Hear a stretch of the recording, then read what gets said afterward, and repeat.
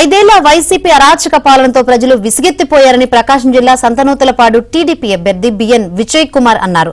ఎన్నికల అనంతరం ఎన్డీఏ కూటమి అధికారంలోకి వస్తుందని, చంద్రబాబు మరోసారి సీఎంగా బాధ్యతలు చేపడతారన్నారు. సంక్షేమ పథకాల పేరుతో జగన్ ప్రభుత్వం ప్రజలను దోచుకుందని మండిపడ్డారు. కల్తీ మద్యం అమ్మి ప్రజల ప్రాణాలతో జగన్ చెలగాటమాడుతున్నాడని ఆగ్రహం వ్యక్తం చేశారు.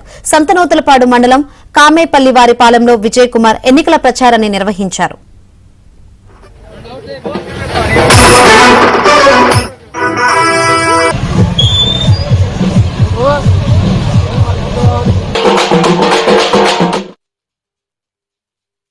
మే 13 ఎలక్షన్ కోసం డోర్ టు డోర్, ఇల్లు ఊరు తిరుగుతా ఉన్నా.